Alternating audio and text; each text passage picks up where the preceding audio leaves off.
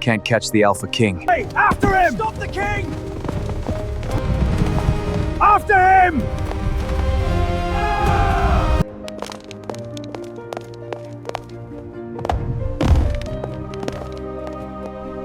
Did His Majesty just climb a chimney? No. I think he did. Oh, moon goddess, he's drunk! Time to head home.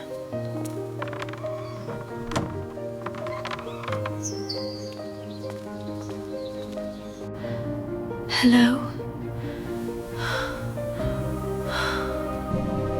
You found me.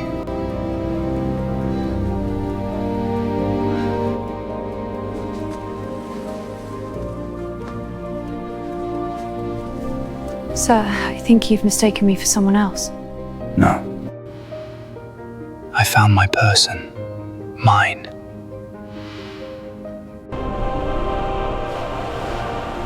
The Alpha King has escaped!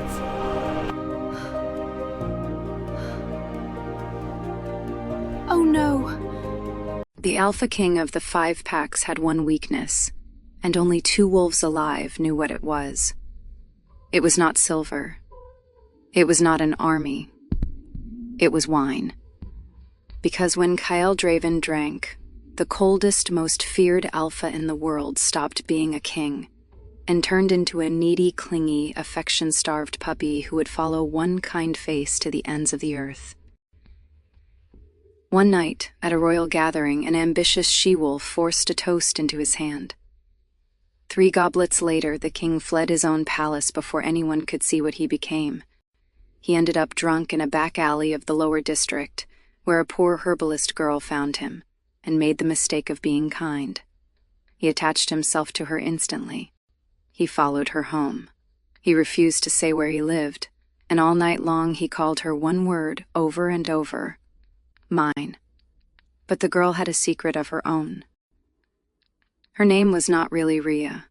Her face was not really unknown, because she was the daughter of the traitor who murdered the old king, the one man the Alpha King had sworn to hunt to the ends of the earth.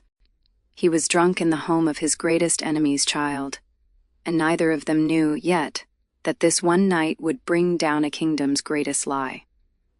Chapter 1. The moon court did not breathe when Kael Draven entered a room. It went silent. It went still.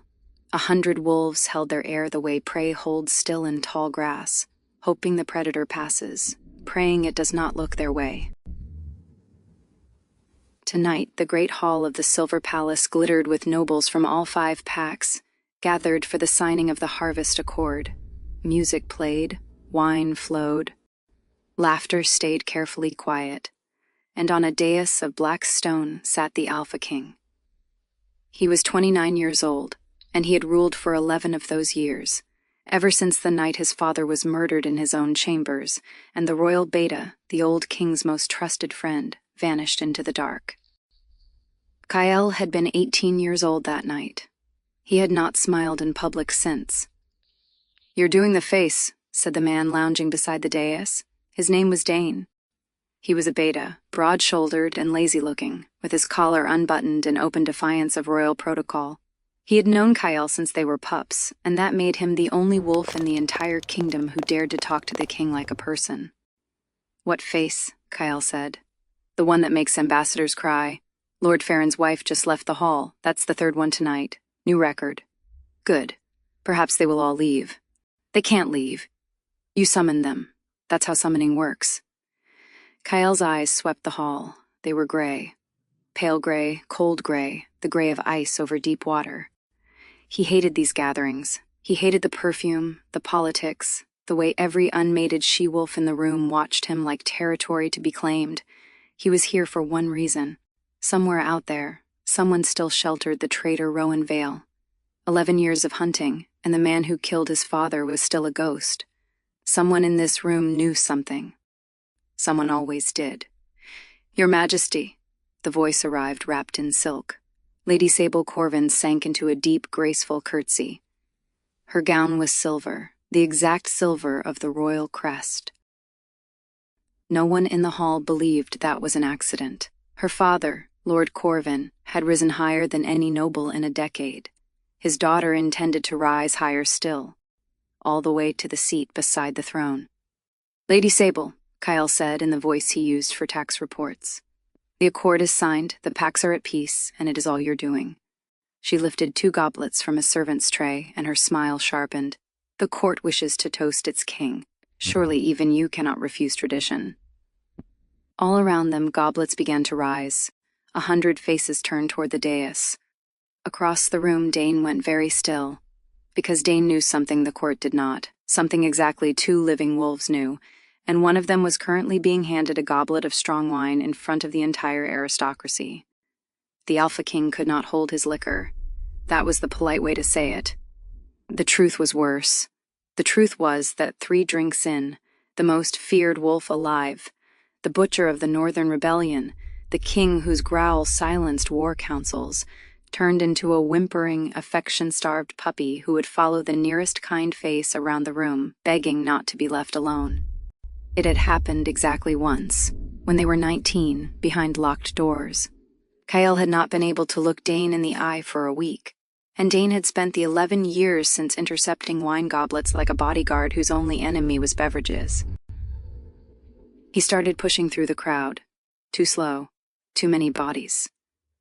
"To the Alpha King," Sable announced, her voice ringing to the rafters. "Long may he reign." "Long may he reign," thundered the hall. 100 nobles watching. Refusing the toast would insult every pack present, the kind of insult that broke treaties. Sable knew it. Her smile said she knew it. Kael drank. The goblet was larger than it should have been. The wine was stronger than it should have been, and Sable, sweet as poison, refilled it with her own hands. "One more, Your Majesty. For the harvest." He drank again because a king does not flinch, and somehow the goblet was full a 3rd time, and by the time Dane finally broke through the crowd, it was already too late. Kael felt it hit him like a tide coming in. The hall went soft at the edges, the chandeliers blurred into little moons, and deep in his chest, the cold, disciplined thing that had ruled his life for 11 years simply let go. "Oh no," said the last sober corner of his mind. "No, not here, not in front of them." The room was too loud. Everyone smelled wrong, unfriendly, cold, not pack, and a terrible loneliness came flooding up his throat. A loneliness he had locked away since he was 18 years old. It rose, and it wanted to come out of him as a whimper. He had to leave, now, before the entire court watched their king fall apart. "Majesty?" Sable tilted her head, studying him like a scientist studies an experiment. "You look pale." Kael stood so fast his chair scraped the stone like a snarl. The hall went dead silent. He gripped the table, gathered 11 years of iron control into one final sentence and said, "The accord is concluded." Then the Alpha King walked out of his own gala, spine straight, step steady, every inch a sovereign, through the servants' corridor, out the garden gate, and over a palace wall his guards would later swear no living creature could climb. Dane arrived at the empty corridor 30 seconds too late. He looked at the open gate. He said a word that would have gotten any other wolf executed. The king was loose in the city, far away, in the lower district, where the streets forgot to be beautiful. A young woman locked up a small herbalist shop and pulled her hood against the cold. Here, they called her Riya. Just Riya. No pack name, no bloodline. A nobody who sold sleep tinctures and fever bark, who asked no questions so that none would be asked of her. It had taken 2 years to become this invisible, because her real name was a death sentence. She was halfway down Tanner's Alley when she heard it. A whimper. Low, wounded, enormous. The sound of something very large and very sad. Her wolf stirred beneath her skin, wary. In this district, big things that cried in alleys were either traps or tragedies, and she could not afford to be near either one. "Keep walking," she told herself.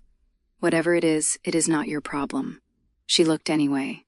She would spend a long time, later, thinking about that. Slumped against the alley wall sat the largest alpha she had ever seen. Shoulders like a doorframe, black finery worth more than her entire shop, and his face was buried in his knees like a scolded child. He was rocking slightly back and forth. "Hey," she said, keeping her distance. Are you hurt? The Alpha's head came up. Gray eyes found her, unfocused, glassy, and so nakedly hopeful that it hit her like a physical blow. He breathed in, long and deep, tasting her scent on the cold air. And then his whole face transformed, lit up. If his ears had been out, they would have perked. You smell like warm, he announced with tremendous sincerity. Okay, you're drunk. I am not drunk. He tried to stand, tipped sideways into a rain barrel, and held on to it with great dignity. I'm very important. Sure you are. Where do you live? Very important. I'll point you home. Something crafty crossed his face. It would have been frightening if he weren't hugging a rain barrel. Not telling. Why not? Because you'll take me there. He said it like she had threatened him with a knife. And then you'll leave. That's what people leave. Everyone. The whimper broke through again, cracking a voice built for commanding armies. I don't want to go where you're not. Riya stood in the cold alley, staring at the most dangerous drunk in the kingdom, and felt her entire evening fall apart. I'm going home, she said firmly. Alone. Good luck, big guy. She made it 11 steps. She counted. Then she heard him following. Not stumbling now, padding, silent and graceful the way something moves when it hunts for a living. She turned around. He stopped. He was wearing the expression of a puppy who had decided which human was his. Stop following me. I'm not following you. He was directly behind her. I'm going the same way forever. That's following. That is the definition of. He leaned down as they walked and pressed his cold nose into her hair. A deep rumble rolled out of his chest, a sound so content she felt it in her ribs. Mine, he said. To no one, to the street, to the moon. Found you. Mine. I am not. You don't even know my name. Mine, he agreed happily. She tried to lose him at the fish market. He tracked her by scent, beaming with pride. She tried being stern. He wilted so tragically that a passing grandmother glared at her. She tried steering him toward a tavern. He took her sleeve gently between 2 fingers, carefully, like something precious he wasn't allowed to grip, and did not let go. And that is how Riya, a woman whose survival depended on no one ever looking at her twice, found herself smuggling 6.5 feet of Royal Alpha through her shop door at midnight, while he loudly announced, "This is where we live. You are sleeping on the floor, and you are leaving at dawn." He looked around her tiny room, the dried herbs, the narrow bed, the single chair, like she had shown him a palace. Then he sank down beside her bed, curled his massive body into an impossibly small shape, and pulled her spare blanket around himself. It was old. It was patched. He sighed into it like a creature that was safe for the first time in years. Warm, he mumbled. Mine. Unbelievable, Riya whispered to the ceiling. She lay awake a long time, listening to him breathe. She told herself it was pity, nothing more. But that whimper in the alley had cracked something open in her chest, because she knew that sound. She knew what it was to have no one. To hide the ache of it behind a mask, every hour of every day. She had just never imagined an Alpha could know it, too. Dawn came gray through the shutters. Riya woke stiff and cold, and found her guest still asleep on her floor, sprawled now, one arm flung across his eyes. In the daylight, without the drunken softness, his face looked different, colder, sharper, carved, the kind of face that belonged on coins, on statues, on the blood left her body all at once. She knew this face. She had seen it exactly once, 2 years ago, from the back of a fleeing crowd, lit by torch fire on a palace balcony. She had watched this man vow, before all 5 packs, that he would hunt her father to the ends of the earth, that the bloodline of the traitor Rowan Vale would answer for the murder of his. The Alpha King was asleep on her floor, and Riya Vale, the traitor's daughter, was the mine he had growled all night long. Chapter 2. Kael woke the way he always woke. Instantly, completely. Reaching for a blade that was not there, a low ceiling, the smell of herbs and lavender, a blanket that smelled of her. The scent hit him before the memory did. Warm and green, threaded through his senses like it had grown roots overnight. Then the memory arrived. The toast, Sable's goblet, the tide coming in. And after that, fragments. Blurred, horrifying fragments. An alley, a rain barrel he had confided in, a woman with dark, careful eyes, and himself, the Alpha King of the 5 packs, trotting after her through a fish market like a hound, pressing his nose into her hair. Mine. Found you. Mine. Kael Draven, who had once stared down a rebellion without blinking, lay very still on a stranger's floor and seriously considered never getting up again. Across the room, the woman was awake. She stood by the cold hearth with a fire poker in one hand, held casually, the way people hold things they are pretending not to hold. Her face was carefully, perfectly blank. "Morning," she said. "Tea?" He rose, and she watched it happen, watched the softness she had guided home last night get packed away, piece by piece, behind 11 years of ice. Sober, upright, and cold, he seemed to fill her whole shop for entirely different reasons. "What happened last night?" he said.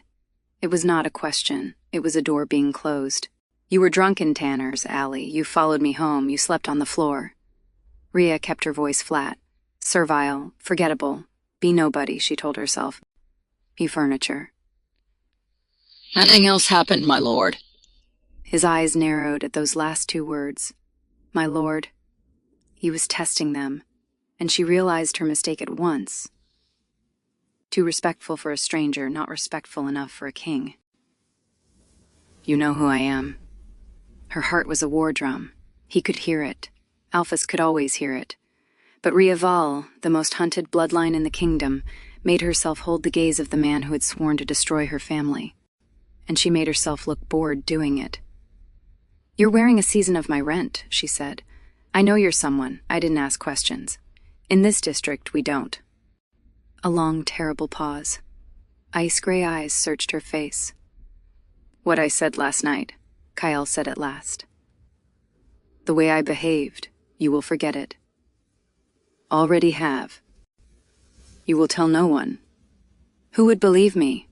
Something flickered across his face. It might have been amusement. It was strangled at birth. He crossed to the door, ducking under her hanging herbs, every step the return of a king to his kingdom. Then he stopped, one hand on the latch, his back to her. "You could have robbed me," he said quietly. "Left me in the alley, sold me to my enemies. Why didn't you?" "Because you whimpered like something that had been alone for 100 years, she thought. And I know that sound from the inside. "Slow business day," said Riya. The Alpha King made a sound that, in a lesser man, might have been the distant ancestor of a laugh, and then he was gone. Riya locked the door. She slid down it to the floor, and she did not stop shaking for 1 full hour. Back at the Silver Palace, a crisis of professional lying was underway. The king, Dane announced to the Royal Council for the 3rd time, spent the night in fasting seclusion, as is tradition, after a harvest accord. "There is no such tradition," said the Master of Records. "There is now. Write it down. You're the Master of Records. Make it official." The doors opened. Kael strode in wearing last night's clothes and an expression that dared any wolf present to comment. None did. Careers had ended over less. The council fled early. Dane stayed, arms crossed, grinning like a man holding a winning hand of cards. "Fasting seclusion," Kael said. "You're welcome. Now." Dane dropped into a chair and put his boots on the war table. "Walk me through it." "You went over the wall, Kael. The guards think a demon did it." "Where did the Alpha King spend his one wild night in 11 years? "Nowhere. You smell like lavender and cheap tea." "Nowhere, Dane. You smell like a woman's house." Dane's boots hit the floor. He sat bolt upright, delighted beyond all measure. "Moon above. Who is she? Did you do the thing? You did the thing, didn't you? The following. The mind thing. I will have you exiled. You tried that when we were 12. Your father overruled it." But then Dane caught the look on his friend's face. Not the fury which was standard, but the thing buried underneath it. Something almost bewildered. The jester in him stepped aside, and the friend leaned forward. "Hey," Dane said quietly. "Did something actually happen?" Kael stood at the window for a long time. Below him stretched the capital, and somewhere down there, in the gray tangle of the lower district, was a shabby little shop full of herbs. "She didn't leave," he said at last.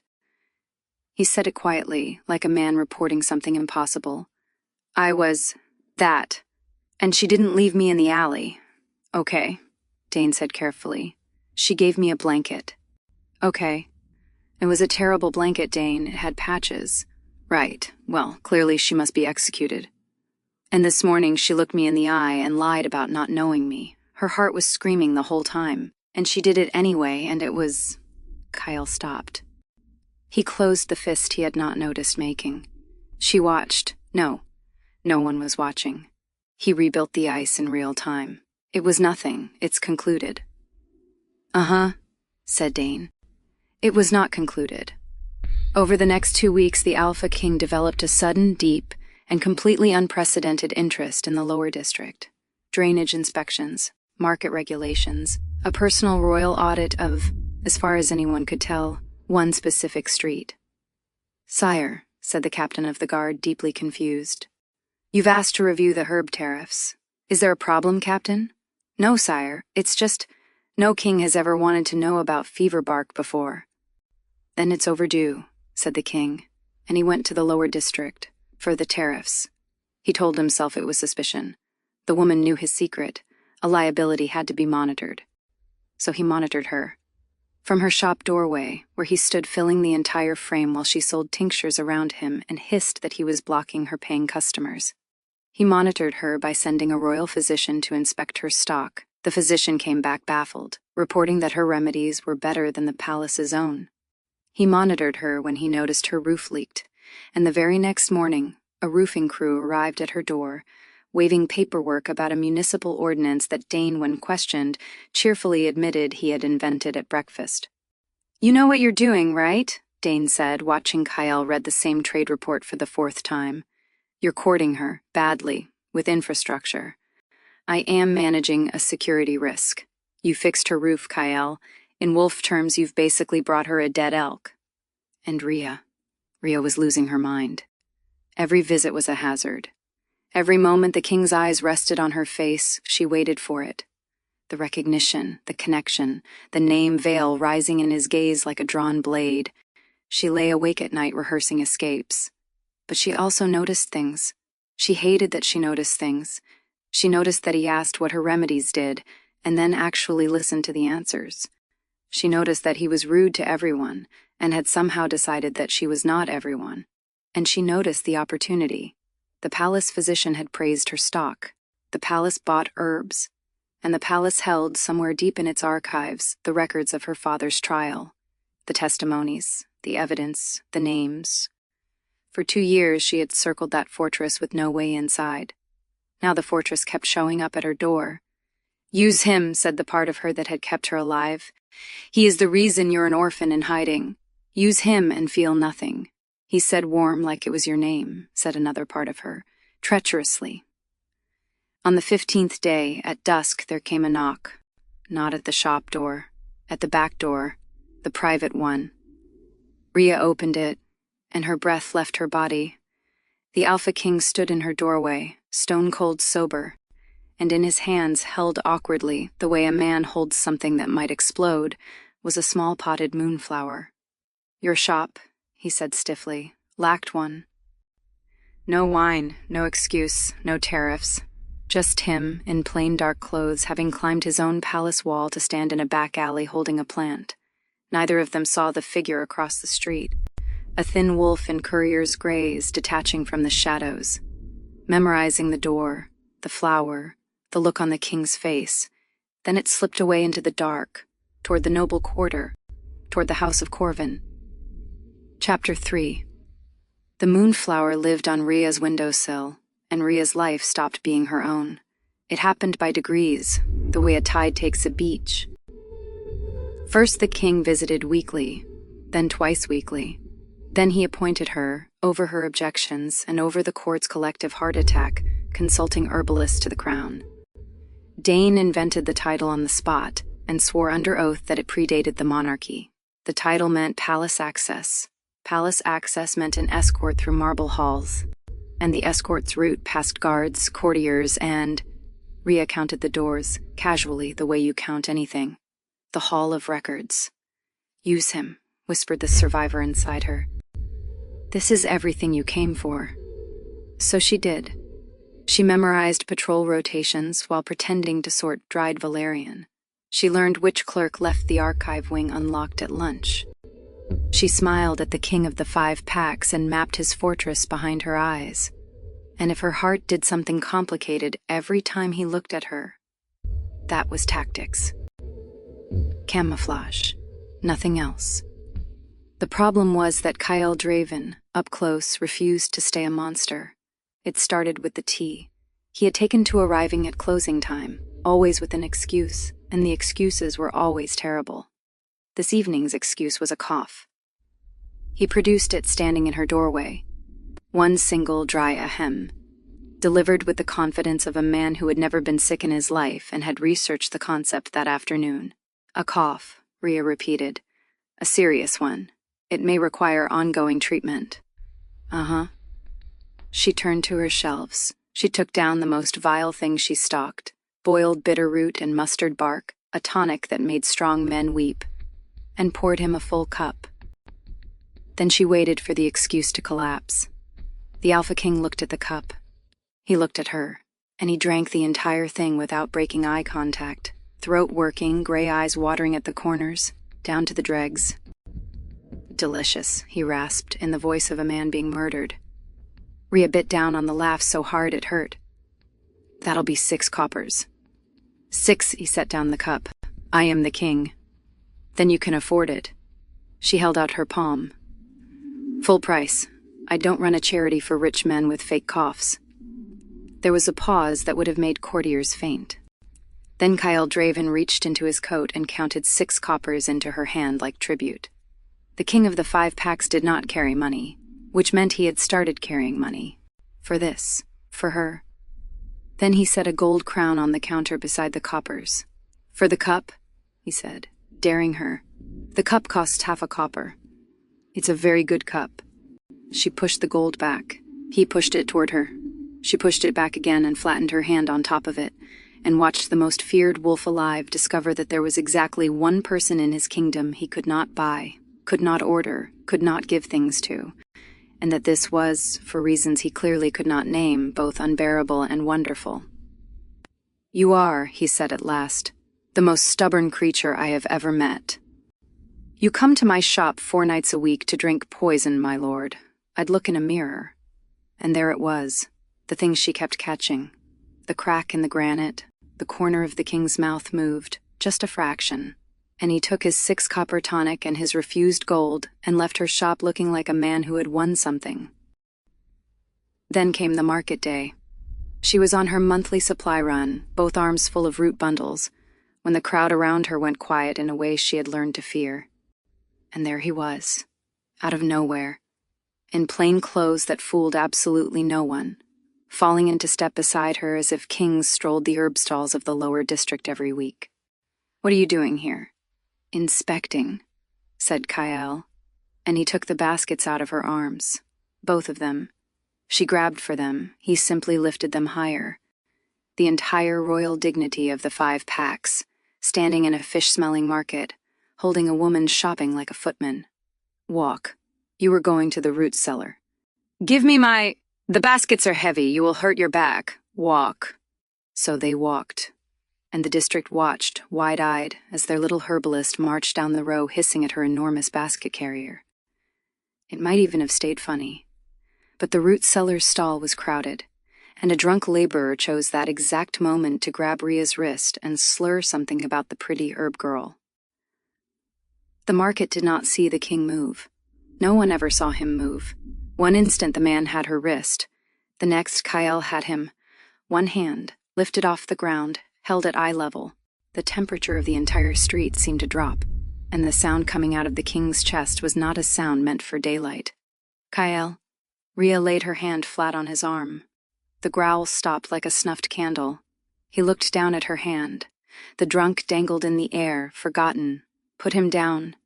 He touched, And now you're going to put him down, gently, because this is my market, and these are my neighbors, and I have to shop here after you go back to your palace. She held his eyes, gently. The king set the man on his feet with the exaggerated care of a wolf returning a stolen chicken. The laborer left the district at a dead run. Possibly the kingdom. Silence. 100 market-goers suddenly, intensely interested in turnips. I was gentle, Kael said. You were going to eat him. I was not going to. A muscle worked in his jaw. And then stiffly, quietly, came something his species did not produce, an apology. This is your territory. I overstepped. She took her baskets back. He surrendered exactly one, the lighter one, and would not give up the other for love or threats. They finished her shopping like that. Her bargaining with vendors, him looming behind her, radiating menace, until she elbowed him and ordered him to smile at the cabbage seller. He tried. The cabbage seller gave them the cabbages for free out of pure terror. Riya made the king go back and pay full price. He did it. That was the thing she could not get past, walking home. He did it. Then there was the council. She only heard about it because Dane told her a week later, lounging in her shop doorway and eating her stock of candied ginger without asking. So there we are, he said. Full small council, treasury review, the deadliest boredom known to wolfkind. The minister of coin proposes raising the medicine levy. Squeeze the apothecaries, fill the war chest. Standard stuff. The whole table is nodding. He popped another ginger, and the king says no. So the minister asks why. Brave man, dead man now, professionally speaking. And His Majesty looks up from his papers and says, and I quote, "Fever bark is 4 coppers a bundle. Raise the levy, and either the seller starves or the sick do. A kingdom that taxes its medicine is farming its own graves." Dane let that sit. 4 coppers a bundle, Riya. The king of the 5 packs knows the street price of fever bark. Then he abolishes the levy for lower district healers, orders a royal herb garden planted to supply the poor wards at cost, and moves to the next item like he hasn't just quoted. Dane looked at her over the ginger jar, and his eyes were far too sharp for a lazy man. Somebody, word for word, something somebody must have said once, complaining over tea, thinking nobody important was listening. Riya stood very still behind her counter. She remembered saying it. Weeks ago, bitter, offhand, wiping down bottles, he had been listening. He was always listening. The council thinks he's gone soft. Dane took one more ginger for the road. I think he's gone specific. He'll be by tonight. He doesn't know I know that. Please act surprised. He paused in the doorway, and for 1 second the gesture was not in his face at all. 30 years I've been talking at that wolf blanket woman. You're the first thing he's ever repeated. Why herbs? Kael asked her once in the palace apothecary, watching her hands work. My mother taught me, true, careful. Her mother teaching her poultices in the gardens before the world ended. Where? North, said Riya, also true. A masterpiece of true. He was quiet a while, and then, with the stiffness of a man performing surgery on himself, my mother kept a garden. Before. I had it paved. Riya looked up. Why would you do that? Because it kept growing, said the Alpha King, and she didn't. Then he stood and left, and Riya sat with a mortar full of crushed rosemary and the horrible knowledge that she was starting to understand him. Then came the night of the envoy's feast, and the second catastrophe, a southern delegation, a long table, ceremonial mead, and a servant bribed with Corvin gold who made sure the king's watered cup was switched for the envoy's unwatered one. A small test, a little experiment. Down the table Lady Sable watched. Her spy's reports had hinted at a weakness. She wanted to see it with her own eyes. Dane caught the scent of the strong mead 1 sip too late. He got Kael out through the west corridor with the smooth efficiency of a man executing a fire drill he had designed years ago. The king retires early, pressing dispatches. Good night, everyone.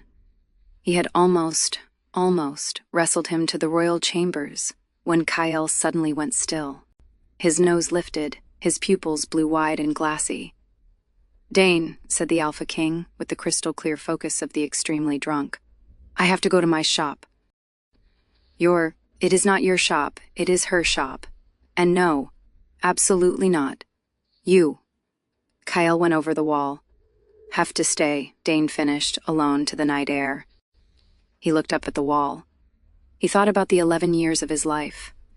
Then he climbed after his king, muttering the entire way down the other side. Riya woke to a soft, insistent scratching at her back door.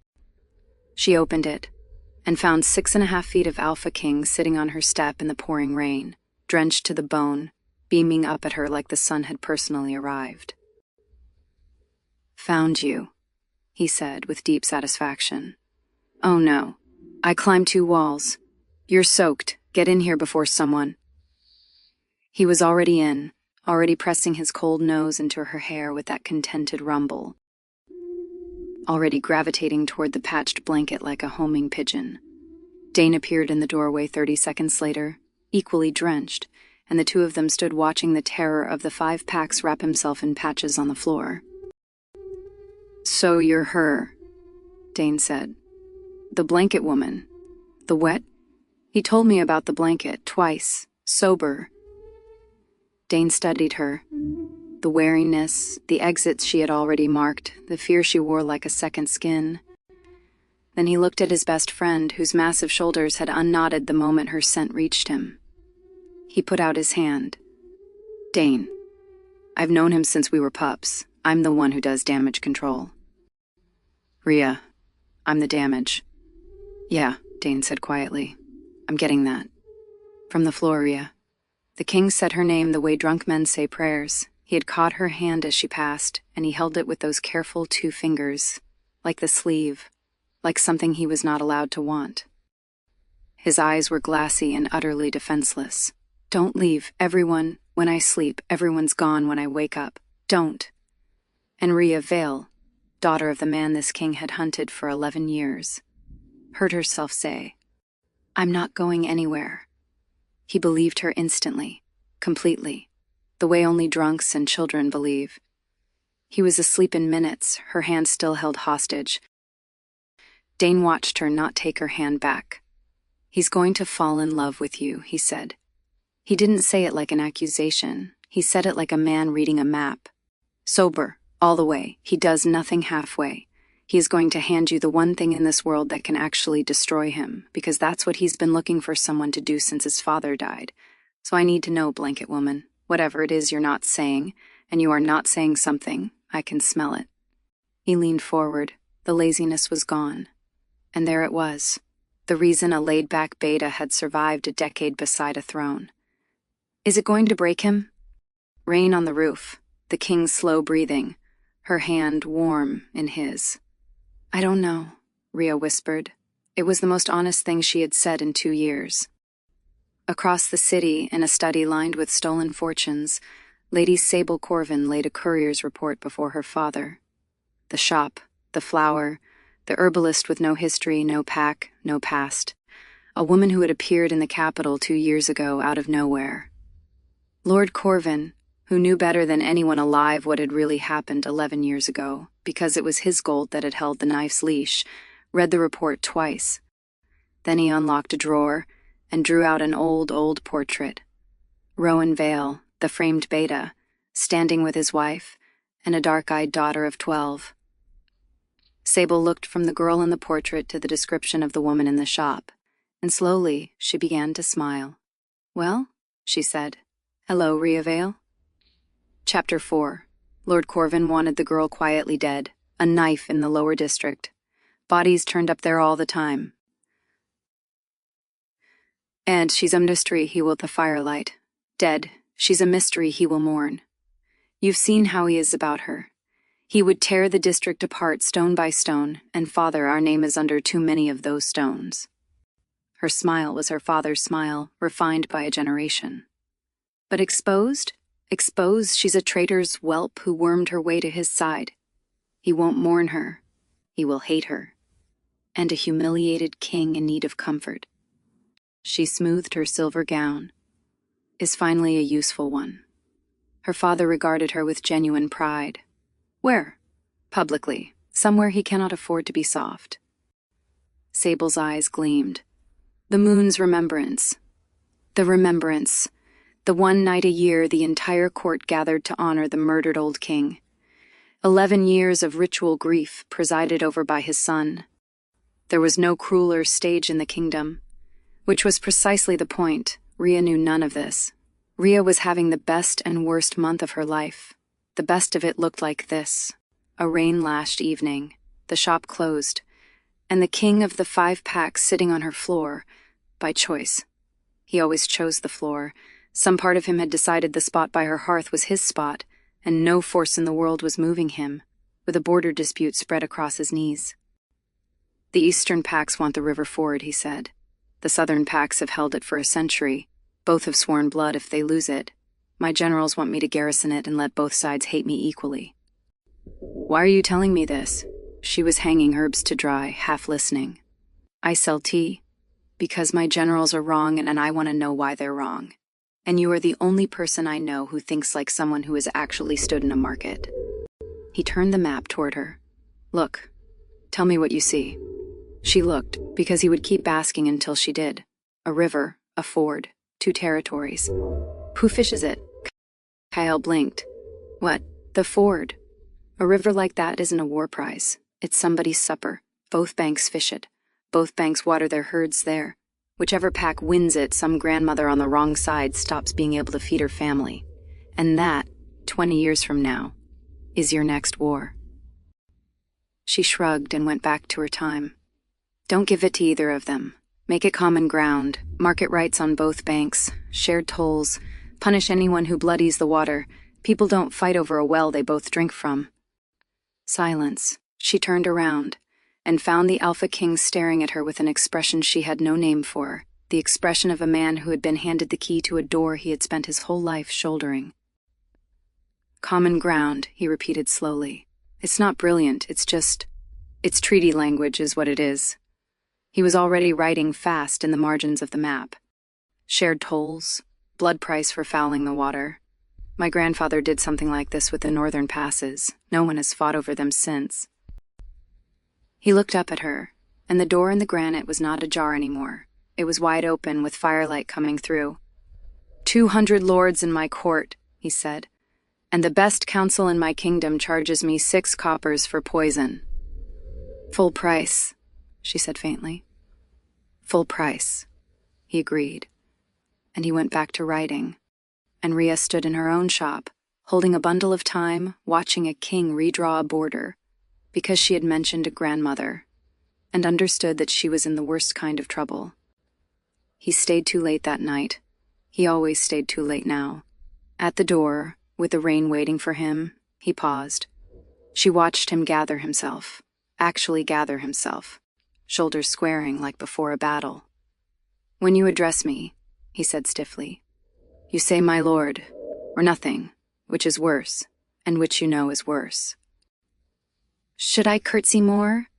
I could curtsy more. You could... He stopped. Started over, gravely, formally. With the ceremony of a man signing away a province, you may call me Kael. The rain filled the pause. I know your name, Riya said. You have never once used it sober. His jaw tightened. He was looking slightly over her shoulder. The fearless butcher of the Northern Rebellion, unable to make eye contact with an herbalist. I find that it has come to my attention that I would... A breath. Say it. Please. The please cost him something. She could see what it cost him. And because she could see it, and because she was already in the worst kind of trouble, she said,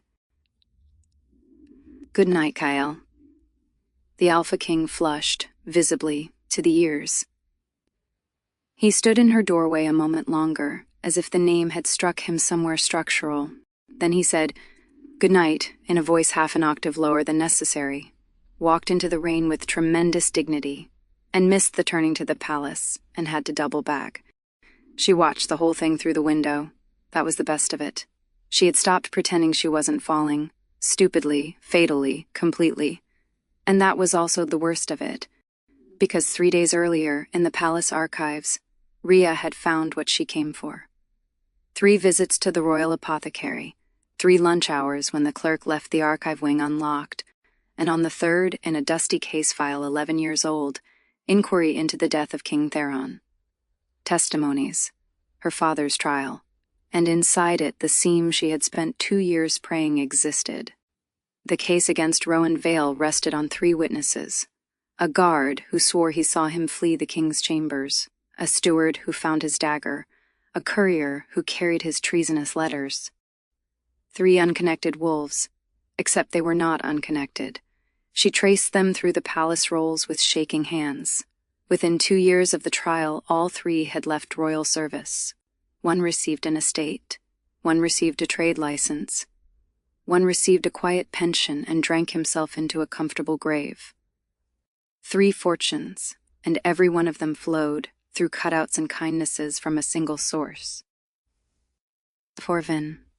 Riya sat in the archive dust with the truth in her lap and understood something terrible. She had enough to hope. She did not have nearly enough to survive saying it out loud. Accuse the most powerful lord in the court. As who? A false-named herbalist? The moment she opened her mouth, her bloodline opened with it. She needed the final piece. The money trail's origin, Corvin's own ledgers. Tell Kael, begged her heart. Tell him everything. He would believe you. He has spent 11 years hating your name, said the survivor. And you have spent 2 months lying to his face.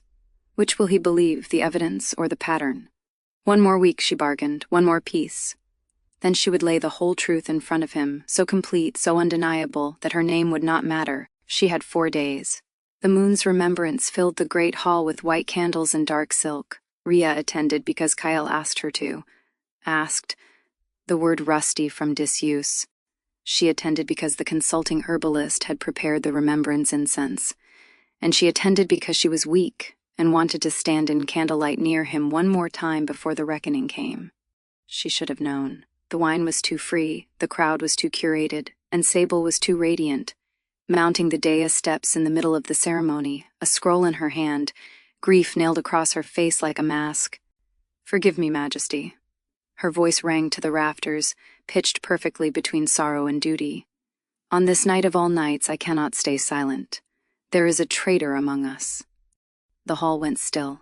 Kael turned from his father's shrine, candles at his back, annoyance sharpening into attention. 11 years ago, Rowan Vale murdered our king and fled justice, but his blood did not end with him. The scroll unfurled, the old portrait copied large, the beta, the wife, the dark-eyed daughter 12 years old, her face the seed of a face every wolf in that hall had seen at the king's elbow for 2 months. His daughter lives. She has changed her name. She has spent this season charming her way to the throne's side, into the palace, into its archives. The guards will confirm she was found among the sealed records of the old king's death, 3 days past. Heads were turning. The court moved like one animal scenting blood. 100 faces rotating toward the consulting herbalist, frozen in the candlelight. And she stands among us tonight, Sable finished, soft as a blade going in, as we mourn the king her father slaughtered. Riya, volley. Silence like a dropped goblet. Kael laughed, 1 short, cold note, a man dismissing an absurdity. Careful, Lady Sable, that accusation is. He turned to Riya to share the joke of it. This obvious poison nonsense. He turned with total confidence to the one honest liar in his court, and saw her face. Not outrage, not confusion. Guilt. White, cornered, shattering guilt. 2 years of camouflage collapsing all at once. And underneath the guilt, something worse. Goodbye.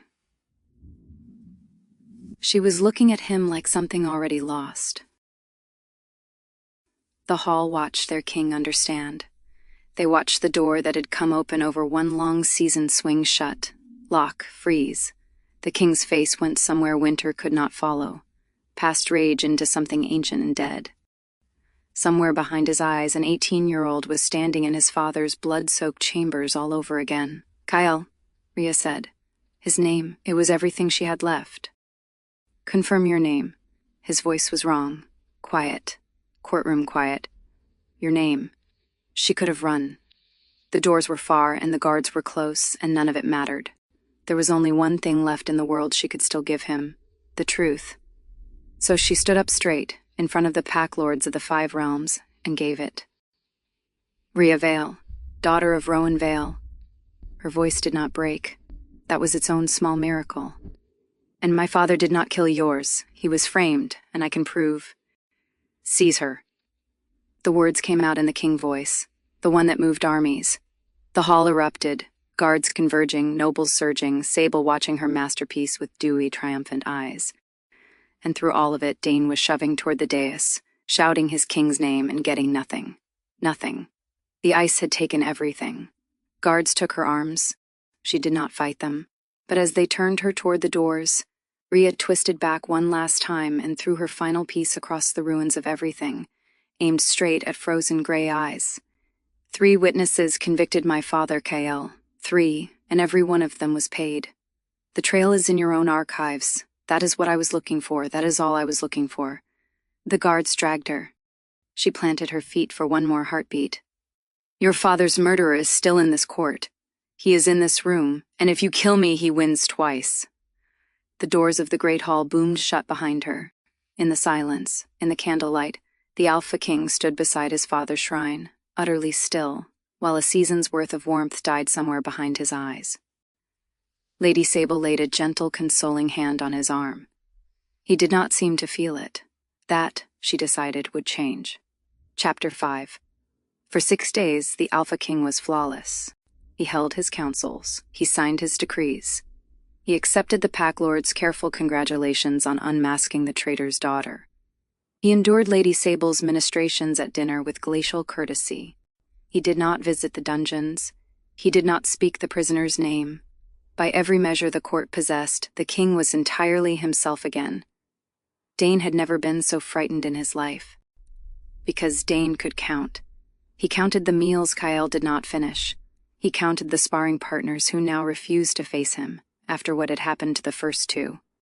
He counted the nights the king's study window stayed lit until dawn. And on the 6th night, standing in the doorway of that study, Dane counted the strangest thing of all. There, on the king's desk, among the dispatches and the death warrants waiting for signature, sat one small potted moonflower. Someone had gone to her sealed, shuttered shop. Someone had rescued it. It sat in the lamplight like a hostage. The warrant beneath it bore her name. It had borne her name for 6 days. It was the only paper on that desk the king had not touched. You going to sign that? Dane asked. The tribunal convenes in 3 days. It requires no signature until... That's not what I asked. Kael's pen stopped moving. In 30 years, Dane had learned to read his friend's silences. This one had a barricade in it. She lied to me, Kael said, from the first breath. The shop, the name, the blanket, all of it. Reconnaissance. I let the daughter of my father's killer map my house because she smelled like... He stopped, rebuilt himself. Sable's evidence is confirmed. She was in the sealed archives, twice. Yep, Dane said. And what was she reading? Silence. See, that's the thing that's been keeping me up at night. Dane strolled into the room, past the moonflower, uninvited, the way only he was allowed. Because I pulled the archive logs. The traitor's daughter, alone with the records of the crime. She could have burned them, altered them, protected her dear old father. Instead, she read the witness testimonies, took nothing, changed nothing, copied out 3 names. He dropped a paper on the desk, so I looked up the names. Dane. A guard, a steward, a courier. 3 honest wolves whose word killed a beta and orphaned a girl. One got an estate in the lake country, one a guess whose family sold it to him at 1/10 of its value. One got a trade license, one a guess whose lord sponsors that guild. The 3rd drank himself to death on a pension nobody could trace. Well, I traced it, Kael. It took me 5 days, and I traced it. Enough! Kael was on his feet, and the room shook with it. The king voice. The voice that ended arguments, ended rebellions, ended careers. And Dane, laid-back Dane, who had never once stood against that voice in 30 years of friendship, planted his feet. And stood. Or what? He said quietly. You'll seize me too? The words landed like a slap. Kael stood breathing hard behind his desk, and Dane looked at his best friend, at the barricade, and at the wreckage piled up behind it, and finally said the thing he had carried up the stairs. You want to know what I think is really happening? I think you already know. You are the best reader of liars alive. You clocked her hesitations months ago. You told me so yourself. And when she stood in front of the whole court with nothing left to gain and said he was framed, every instinct you have told you it was the first entirely true sentence spoken in that hall in years. He stepped closer. And that is the problem, because if she is telling the truth, then it was never Rowan Vale. Then you have spent 11 years hunting the wrong ghost while the real one poured your wine. Then the man who killed your father watched you grow up, Kael. Bowed to you, toasted you. The moonflower sat in the lamplight. Kael was staring at it. Sober, you built walls so nothing could ever reach you again, Dane said. Drunk, you climbed 2 of them, in the rain, to sleep on her floor. I have known both of you my whole life, brother, and I am telling you, the drunk one was never once wrong about people, not once. A pause. He picked her. A long, long silence. The pension, Kael said at last. His voice had changed. The ice was still in it, but it was moving now. Grinding. A frozen river breaking up. The third witness, who paid it. Dane exhaled 11 years. Corvin, he said. It roots through 4 sets of hands, but it starts and ends with Lord Corvin. All 3 witnesses, all 3 trails, 1 house. He paused. The same house whose daughter put 3 goblets of strong wine in your hand the night this all started. The same house whose daughter stood on your dais last week holding a private family portrait she should never have possessed. Ask yourself, Kael, where does a noble get an 11-year-old portrait of the royal Beta's family, unless her father kept trophies? But the king was already moving, already at the door, already giving orders to the night guard in a voice like an avalanche choosing a direction. Which is why neither of them was in the room when the second courier reached the house of Corvin. The report was short. The Beta Dane had been pulling pension records. Lord Corvin stood at his window for a long, cold minute, doing the same arithmetic in reverse. The tribunal is in 3 days, Sable said. She'll accuse us before the assembled lords. There will be no tribunal. Her father drew on his gloves. Prisoners despair, my dear. Prisoners hang themselves in their cells. It is practically a tradition, and the turnkey on the trader's wing owes me his son's gambling debts. He looked out across the sleeping city to the palace, and its one lit study window, burning in the dark. Tonight, he said. Chapter 6. Riya heard the boots before the lock turned. 6 days in the trader's wing had taught her the dungeon's language, the guards' rotations, the drip of the north wall, the rattle of the supper cart at dusk. These boots were wrong, too late for supper. Too many for a check, too quiet for anything honest. 2 years of running had built an alarm into her spine. It was ringing. She was on her feet back to the stone when the door opened, the turnkey, and behind him 2 wolves she had never seen, big, scarred, and carrying, of all gentle things, a length of rope and a stool. Poor girl, the turnkey recited. Wooden, rehearsed, despaired in the night, where nothing anyone could have done. The first wolf reached for her, casually, the way you reach for something that is already dead. But here is what Lord Corvin's arithmetic had not included. Riya Vale had not survived 11 years as the most hunted blood in the kingdom by despairing. She had survived them as an herbalist. And for 6 days, on the standing orders of a beta named Dane, who trusted his own castle exactly as far as he could spit, the prisoner had been allowed her tinctures. For the damp cough, Riya blew an entire pouch of powdered fire pepper and dried wolfsbane dust straight into the first wolf's face. What happened next was not a heroic battle. It was a small, vicious, scrabbling dungeon brawl. A howling half-blind assassin, a swung stool, a bitten hand, a she-wolf fighting like the cornered thing she had been her entire life. And it was going to end the only way it could end. 2 against 1 in a stone box. The second wolf's arm closed across her throat. The rope lay on the floor where she could see it, and the north corridor came apart. There is no way to describe what it sounds like when an Alpha King stops being a court creature. The dungeon door did not open. It left. Torchlight poured in, and in the torchlight was a shape that made the assassin holding her go stupid with instinct, because every wolf alive knows the shape of the apex predator. And it was making the deepest sound she had ever heard, a sound with no language in it at all. Later, the palace guards would tell it in whispers, how they had run full tilt behind the king the entire way from the study, how not one of them had been fast enough to see what he actually did inside that cell. They saw only the aftermath. 2 assassins and a turnkey on the stones, alive because their testimony was needed, and for no other reason. And the Alpha King of the 5 packs on his knees in the straw, checking a prisoner's throat, her wrists, her face, with shaking hands, saying her name, her real name, like it was the only word he had left. Riya, Riya, took you, she rasped. 6 days. A sound broke out of him, half laugh, half something that had been walled up since he was 18.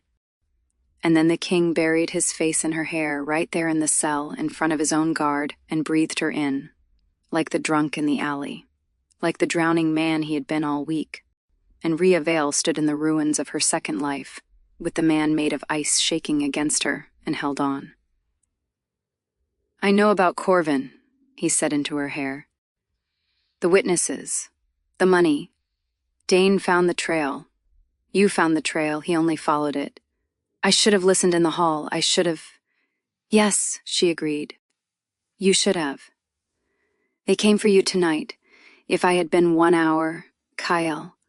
She pulled back and made him look at her. His gray eyes were wide and young, and terrified in a way his court would never have believed. You came, now finish it. He has had 11 years to bury the truth. After tonight fails, he has hours. Wake your lords. The Alpha King looked down at the traitor's daughter, giving him orders in his own dungeon. There she is, he said, my queen. I have not agreed to anything, but he was already lifting her off the straw like she weighed nothing, already giving orders through the broken door in the avalanche voice. Seal the gates, wake the tribunal, arrest the turnkey's paymaster, and the last thing the traitor's wing ever saw of Riya Vale was the most feared wolf alive carrying her out of the dark, and refusing, despite several direct requests, to put her down. They tried Lord Corvin at dawn, before the assembled pack lords in the same great hall. It was not close.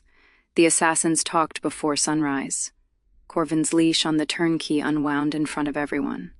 Then came the pensions, the estate, the trade license. 3 bought witnesses, laid out link by 5 days of Dane's digging. And then came the portrait. And the question Sable had never prepared for, because her father had never told her where it came from. The palace inventory of Rowan Vale's seized household, 11 years old, listed 1 family portrait, removed as evidence by order of Lord Corvin. It had never entered the evidence rolls. He had kept it, a trophy, for 11 years. And then, because fate has a sense of theater, came the piece no one expected. A rider at the gates at full noon.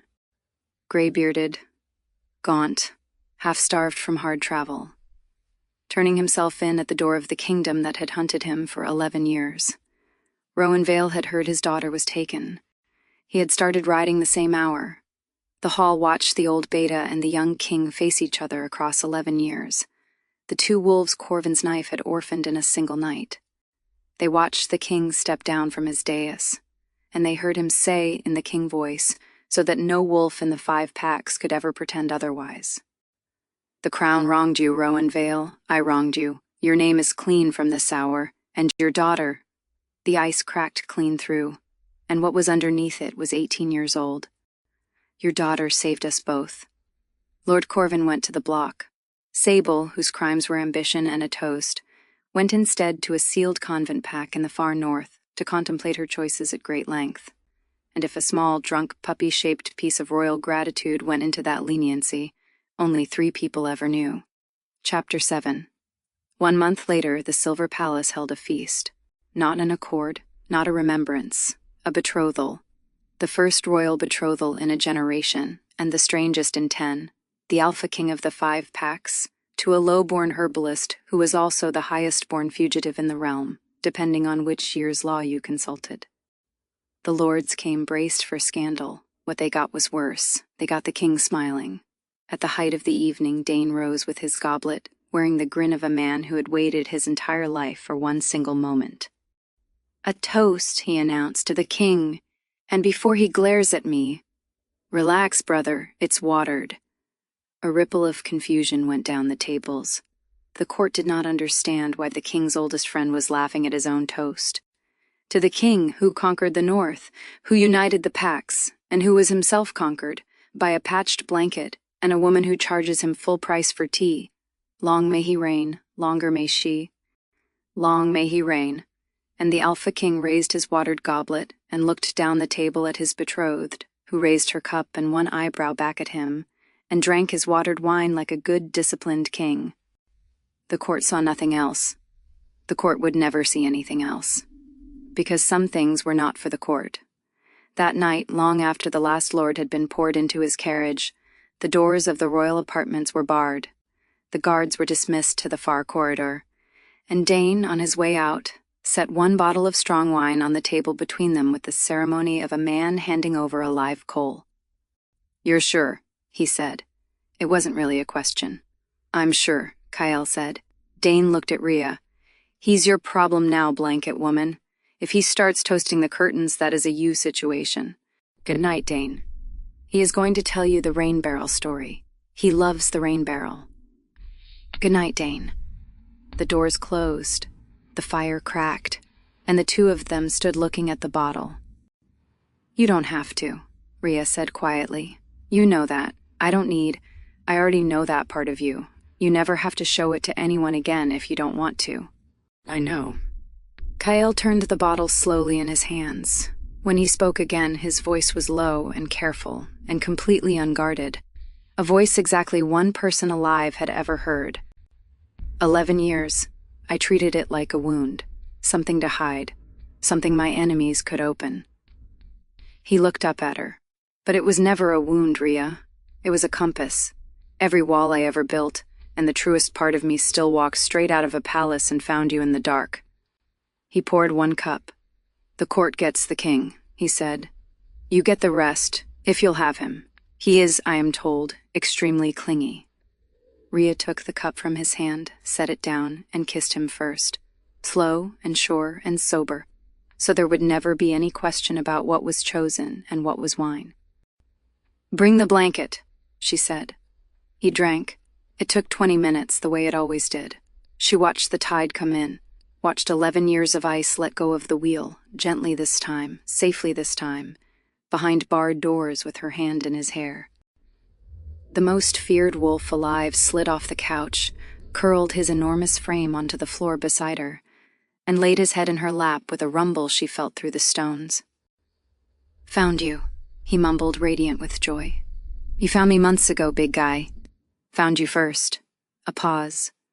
Glassy gray eyes peered up at her, suddenly grave with drunken logic. Riya, don't tell the king about this. He's very embarrassing about it." She laughed until her ribs hurt. He rumbled on, delighted, hoarding her nearness, telling her, as promised, the rain barrel story, which improved with every telling and now featured heroism. And much later, half asleep against her knee, wrapped in a patched blanket no royal seamstress would ever be permitted to replace, the Alpha King of the 5 packs said the only word he had ever really meant. "Mine." "Yours," the future queen agreed, her fingers in his hair. "All yours. Nobody else's problem ever again." He sighed, the sigh of a creature safe for the first time in years, and slept. Epilogue. They pulled up the paving stones in spring. It was the queen's first decree. Technically her second after the pardons, but it was the one the palace staff remembered. The old Queen Mother's garden, sealed under flagstone for 11 years, was opened back up to the sun. Kael stood at the edge of it for a long time, the morning the first bed was turned. He said nothing. He didn't have to. Riya planted the moonflower herself, dead center, with her own hands, and the king of the 5 packs knelt down beside her and got dirt on his royal knees, and nobody died of shock. Though the master of records came close. Rowan Vale took a cottage at the garden's north wall, close enough to dine at the palace, far enough to feel free. He and the king had begun warily to play chess. Sometimes they spoke of the old king, the beta telling the son stories the boy had been too young to keep.